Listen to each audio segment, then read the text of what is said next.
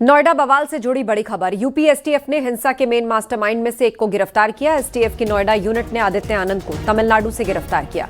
आदित्य आनंद ultra left संगठन से जुड़ा हुआ है। सूत्रों के हवाले से अपडेट मिल रही है। यूपी एसटीएफ की ताबड़तोड़ छापेमारी चल रही है और आरोपियों की गिरफ्तारी के लिए एसटीएफ की रेड यूपी, दिल्ली, एनसीआर और दक्षिण भारत में भी छापा मारा जा रहा है।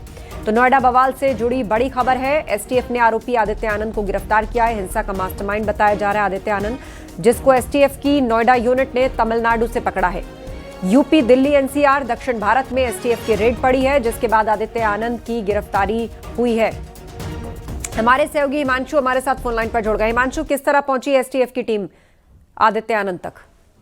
बिल्कुल, देखिए आपको बता दें, लगातार यूपी एसटीएफ इस पूरे प्रकरण की जांच कर रही थी और अब एसटीएफ ने जो एक मुख्य आरोपी जो फरार था उसको गिरफ्तार किया है। आदित्य आनंद को ये तमिलनाडु से गिरफ्तार किया गया है और बताया जा रहा है जिस तरीके से हिंसा फैलाई गई थी उसमें 3 मुख्य आरोपी थी, जिसमें से एक आदित्य आनंद भी था और इससे पहले भी 2 गिरफ्तारियां हुई, मनीषा चौहान और एक अन्य आरोपी की। तो जाहिर तौर पे लगातार एसटीएफ की कार्रवाई जारी है। साथ ही उन ट्विटर हैंडल्स की भी, बॉट ट्विटर हैंडल्स की और इसके अलावा अन्य ट्विटर हैंडल्स जो इस तरीके की हिंसा फैलाने, अफवाह फैलाने जैसी जघन्य अपराध सोशल मीडिया पे किया था, जिसके बाद उपद्रव हुआ, आगजनी हुई। तो जाहिर तौर पे यूपी एसटीएफ अब लगातार कार्रवाई कर रही है और ऐसे ही एक प्रकरण में आपको बता दें कि एसटीएफ जो नोएडा यूनिट थी उसने आदित्य आनंद को तमिलनाडु से गिरफ्तार किया। इसके अलावा आपको बता दें कि इसके अलावा उत्तर प्रदेश, दिल्ली, एनसीआर और साथ ही दक्षिण भारत में अभी भी रेड जारी है। तो जाहिर तौर पर जिस तरीके से अंदेशा जताया गया था कि एक साजिश थी और अब उस साजिश का लगातार खुलासा करते हुए 3 मुख्य आरोपी, जिनमें मनीषा चौहान शामिल है, जिसमें आदित्य आनंद शामिल है और एक अन्य आरोपी जिसकी गिरफ्तारी करके अब जेल भेज दिया गया है। जी बिल्कुल, गिरफ्तारी करके जेल भेज दिया गया है। ये मास्टरमाइंड बताया जा रहा है आदित्य आनंद, और किस तरीके से इस पूरे हंगामे को उसने प्लान किया, उसके बीच में जो उपद्रव मचा, किस किस को अपने साथ आदित्य आनंद ने मिलाया और कैसे मजदूर यूनियनों तक ये लोग पहुंचे और कब से इसकी प्लानिंग चल रही थी, इस पर कोई जानकारी?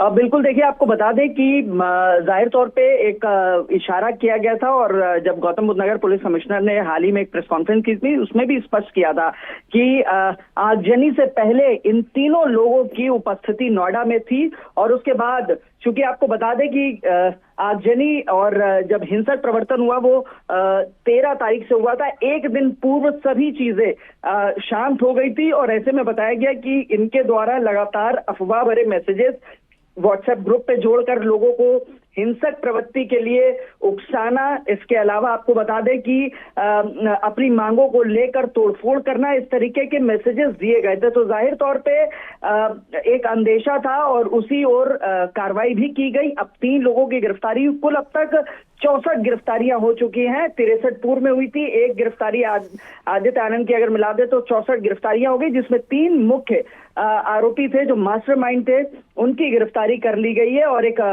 बड़ी सफलता मिली है। यूपी एसटीएफ ने यह कार्रवाई की है तमिलनाडु से और लगातार बताया जा रहा था आदित्य आनंद अपना भेष भी बदल रहा था।